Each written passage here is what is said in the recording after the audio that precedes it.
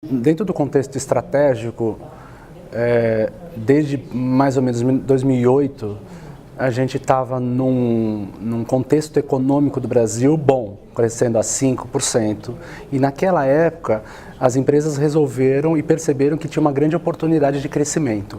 Crescimento no Brasil, para aproveitar esta onda, não foi um crescimento econômico, significou fusão e aquisição, compra, compra, compra, compra. Isso durou mais ou menos de 2 a 3 anos, chegando até 2011. Quando chega 2011, eles perceberam que para surfar na continuidade da mudança, eles tinham que fazer um processo de consolidação desta questão. Porque você imagina que você tem uma cultura de uma empresa, compra uma outra empresa que tem uma outra cultura, duas culturas diferentes, como a gente vê sistema bancário, sistema de alimentação, já duas culturas diferentes já é muita coisa. E aí você tem empresas que estão comprando 3, 4, 5 culturas diferentes. Então naqueles primeiros 2 anos a coisa vai se organizando.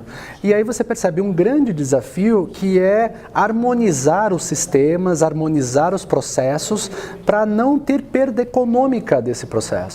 Então, são 2 obstáculos aí. O primeiro obstáculo foi que o crescimento econômico brasileiro não aconteceu, não vai crescer 5% e a gente está vendo isso. Então houve todo um processo de aporte de investimento e agora a receita não está vindo. Né? E ainda mais você tem este processo agora que é uma nova fase, que é a fase de consolidação, onde você tem que construir esses sistemas, esses ajustes para não perder dinheiro, para conseguir criar o valor da sinergia que foi desenvolvida. Só que criar sistema e produto é uma coisa complexa, mas possível. O grande desafio é justamente fazer a unificação de modelos mentais, de culturas completamente diferentes. Então o que é, gente? Você ajusta a estratégia de compra para criar rentabilidade, para criar produtividade, mas aí você começa a se debater com este fenômeno, que é o fenômeno cultura. Né? Ou seja, a cultura, em alguns estudos, é responsável por 80% da não construção de valor. Ou seja, ela é uma detratora do valor econômico que as empresas esperam ao fazer na fusão. Então é um desafio muito grande que é justamente alinhar a estratégia, que frequentemente já está clara, trazer a cultura, que é o sistema que vai fomentar o nosso jeitão, a nossa forma de ser, e o líder ou os líderes que vão ser esse representante desse processo. Então imagine justamente um triciclo, né? A gente gosta de usar essa questão do triciclo, ou seja, se a estratégia, a cultura e a liderança estiver alinhado, esse triciclo consegue ter velocidade. Se estiver desalinhado, na hora que tem que passar pelas turbulências, vai tremer tudo. Né? Então o que a gente tem percebido? As empresas que surfam melhor a mudança e que estão conseguindo fazer esse processo de transformação, eles têm investido massivamente neste alinhamento, né? Ou seja, eu consigo conectar ao mesmo tempo a estratégia, eu consigo desenvolver uma cultura que ofereça performance, que dê condições para a performance acontecer, e eu tenho um investimento profundo em capacitação da liderança, que justamente são eles o responsável por catalisar essa mudança.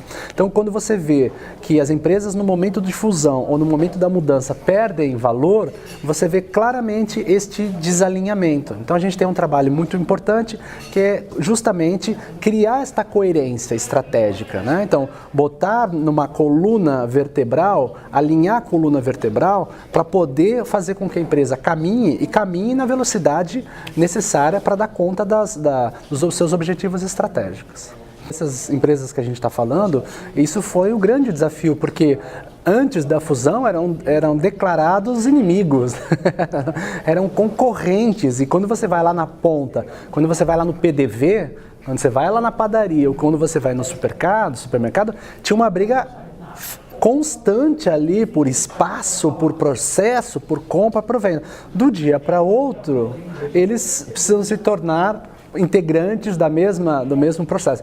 A gente sabe que demorou tempo, a gente demorou 4 anos e frequentemente é algo até muito corriqueiro. Você procura fazer esse trabalho de fusão das culturas, que é muito importante, mas ainda quando você entra na empresa, você ainda sente quem são os A's, quem são os B's, né? Quem são os vermelhos, quem são os laranjas. Isso é muito comum. Precisa ter um trabalho, a cultura e o desafio é isso, né? Porque cultura, para você consolidar uma nova cultura, é 3, 4, 5 anos de trabalho. Por isso que a gente bate muito nesta tecla. Sistema é possível, processos é possível. Agora, mindset, modelo mental, fica mais desafiador. Se você não tiver um trabalho educacional muito forte, de ressignificação da marca, de ressignificação do posicionamento, aí você, lá na ponta, você tem um discurso bacana, mas lá na ponta você vê